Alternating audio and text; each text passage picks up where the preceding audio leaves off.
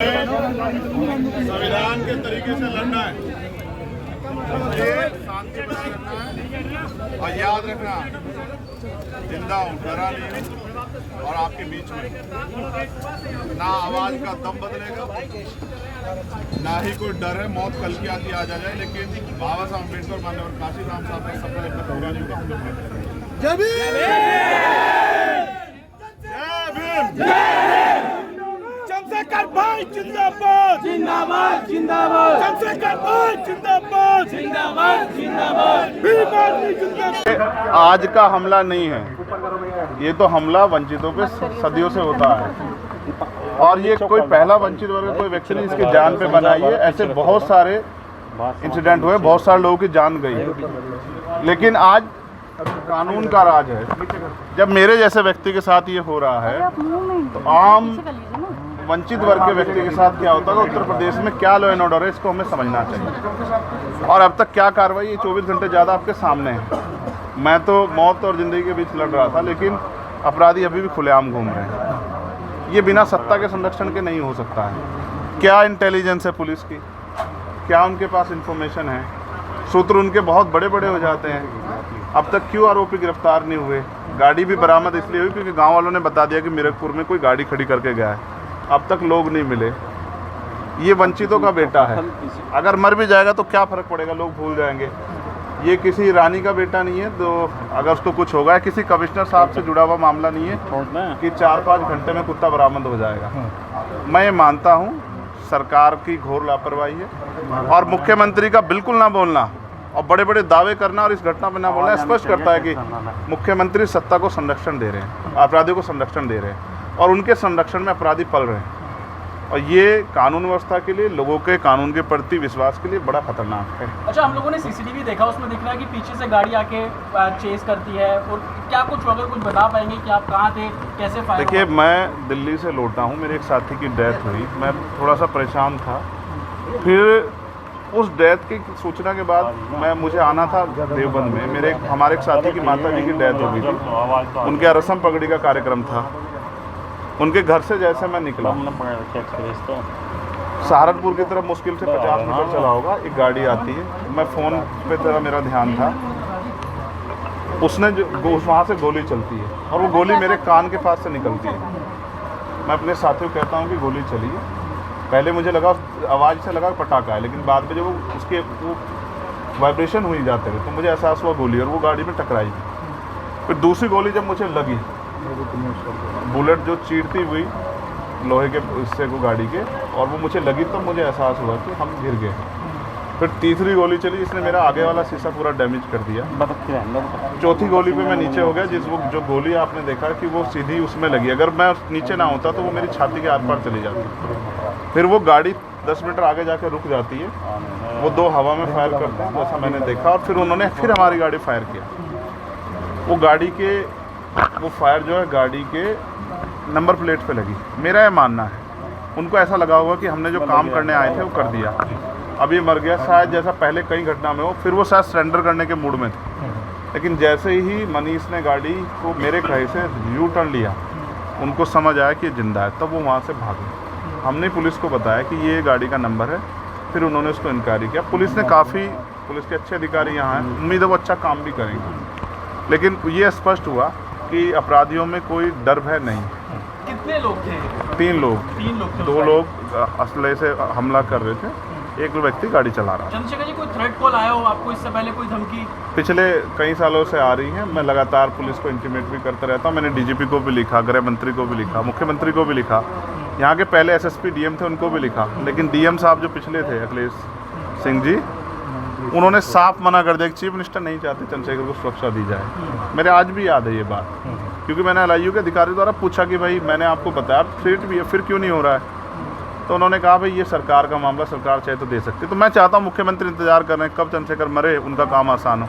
लेकिन उनको ये नहीं पता कि गरीबों की, कमज़ोरों की, शोषितों की बात करने वाला चंद्रशेखर इतनी आसानी से उनकी रास्ते में से नहीं हटे। अच्छा, अतीक अशरफ के साथ जैसा हुआ वैसे ही कुछ हो? इसका आकलन खुद करें कि क्या हुआ और क्या हो सकता था। आपके पास लाइसेंस? एक और बात, मुझे ऐसा लगता है कल की घटना के बाद, इतने बड़े उसके बाद भी अगर मैं सुरक्षित हूँ तो हमारे संतों गुरुओं महापुरुषों का आशीर्वाद, हमारी करोड़ों बहनों माताओं का आशीर्वाद, बुजुर्गों का मेरे पास है। और मैं जो जिम्मेदारी मैं लेके मैदान में आया हूँ, बाबा साहब अम्बेडकर, माननीय काशीराम साहब, सदगुरु रविदास जी का जो बेगमपुरा राज का सपना है, मानवता के राज का सपना है, संविधान को लागू कराने का है, इन वर्गों को अधिकार देने का है। जब तक वो पूरा नहीं होगा मैं कहीं जाने वाला भी नहीं। गाड़ी को मीरकपुर में छोड़कर अपराधी भाग जाते हैं, तो उसको कुछ और बता रहे, कुछ तो कहानी कुछ और नया मोड़ देने की कोशिश हो सकता है वो चाहते थे जो गुजरों और दलित समाज में एकता बनी है वो एकता टूट जाए, ये होगा ही नहीं कभी।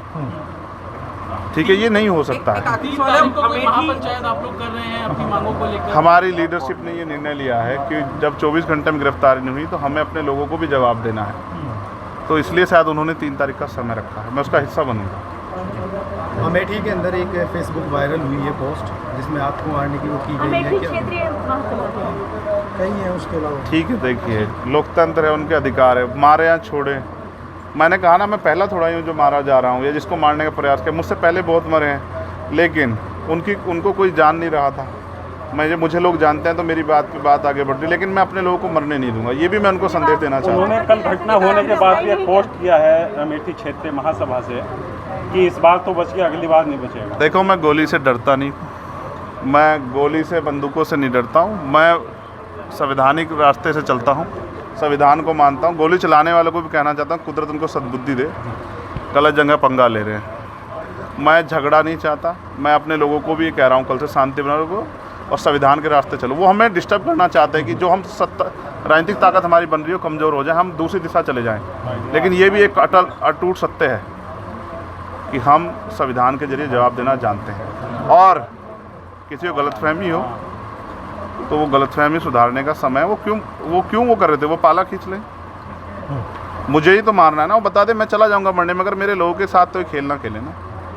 मैं तैयार हूँ, अगर मेरे मरने से हमारा आंदोलन आगे बढ़ता, हमारे लोग खड़े होते, मुझे कोई दिक्कत नहीं है। लेकिन उनको ये समझना चाहिए कि ये आज लोकतंत्र है। गोली की भाषा से एक चंद्रशेखर मरेगा तो क्या हो जाएगा, हज़ारों चंद्रशेखर पैदा हो जाएंगे। ये समाज, बहुजन समाज तो उपजाऊ समाज है। एक मरेगा 1000 पैदा हो, कितने चंद्रशेखर मारोगे?